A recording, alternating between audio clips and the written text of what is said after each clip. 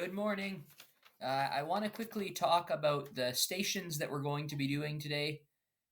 Now, really, the first two are all that you need explanation for. The first one has to do with the area of a piece of paper and then making a little adjustment in finding the area of that.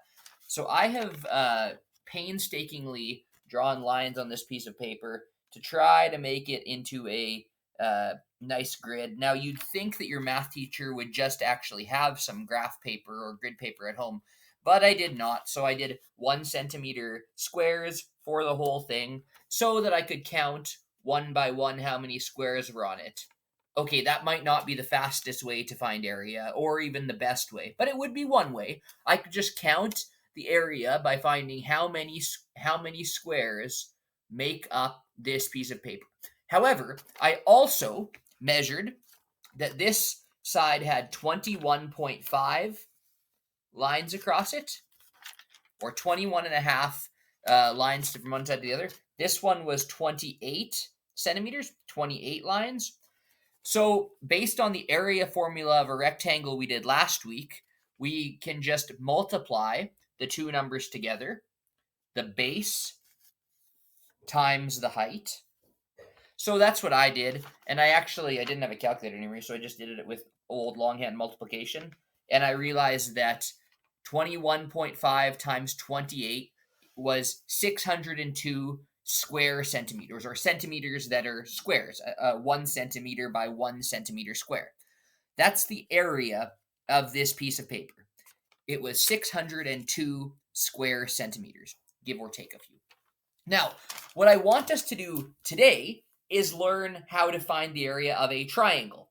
So, your task is to find the area of a rectangular or square piece of paper by multiplying the base times the height.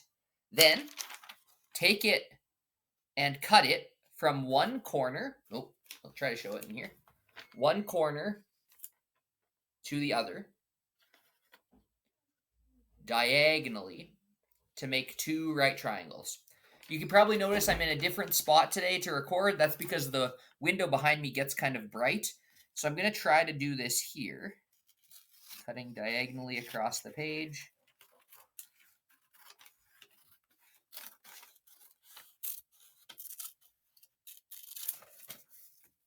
All right. So I've now cut my rectangle into two equal triangles, which when I overlap them are two triangles of the same size. It's very likely that your triangles are not exactly the same size because we were not precise in our measurements. In order to do this perfectly, you would have to draw a line which is exactly from one corner to the other with no variation in terms of how straight the line is. And maybe you did that. That would be a great thing to do. And then usually you need to use a kind of a cutter that keeps you straight in the line. But anyhow, so I have two papers that are the same size, two triangles. So I know that between the two of these papers, I have an area of 602 square centimeters. That's what they made up before. But I now want to know what's the area of one of these triangles. Well, I know that two triangles, which are the same size, made 602 square centimeters. So that means each one of these is half that size. It takes both of them to make 602 square centimeters. So the area of this is my base times height measurement of 602 square centimeters divided by 2, divided into two pieces or cut in half.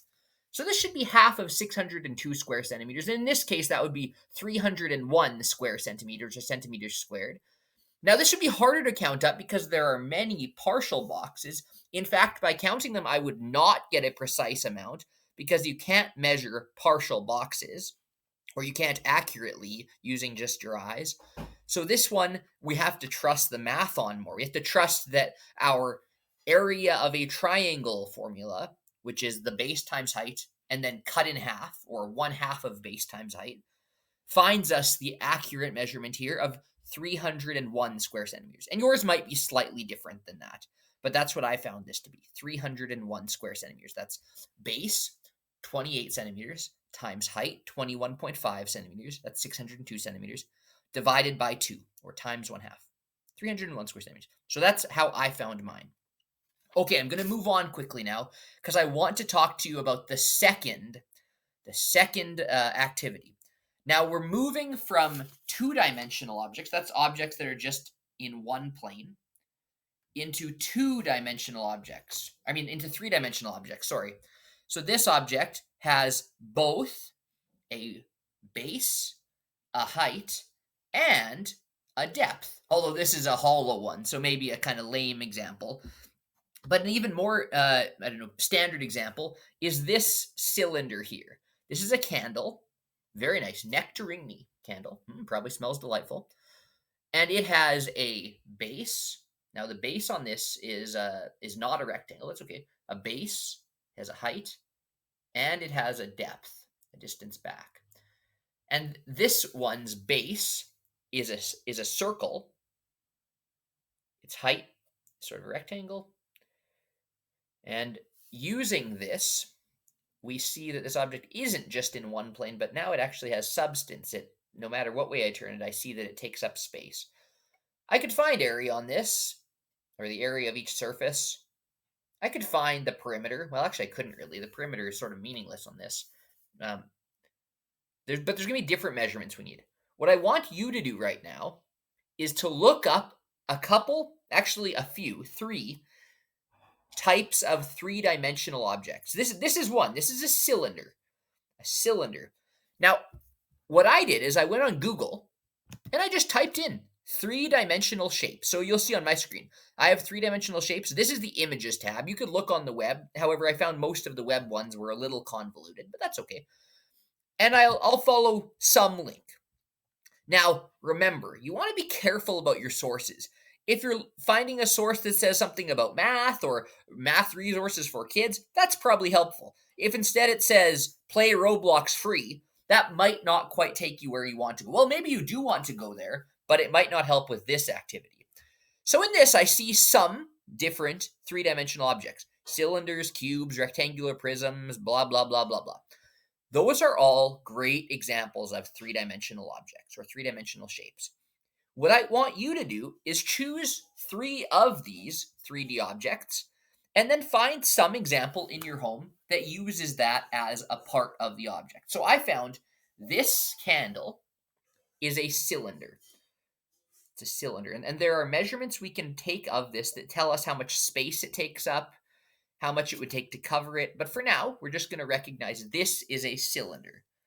And I want to find some other objects. Well, this coaster is actually a rectangular prism. It's a very boring rectangular prism with almost no depth, but it does take up space that way in terms of its height, in terms of that way, and that way. There are 3 different dimensions to it, though it's a very thin rectangular prism. So I found a cylinder, and I found a rectangular prism. Maybe you can find a sphere or a pyramid, cube, a triangular prism. If you have a need for a triangular prism, try to convince your parents to get you one of those delicious chocolate bars that's a triangular prism. Maybe you can share some with me. Anyhow, I want you to find 3 3D shapes, 3 different ones somewhere in your house, and figure out which one is which. Okay, those are activities 1 and 2 for this Station Monday. Activity 3 is just watching a video from one of my favorite Crash Course series. I hope you enjoy these lessons or these activities. They're going to lead us into what we're doing on Wednesday and for the last month of the school year. Okay, talk to you guys soon. Have a wonderful Monday.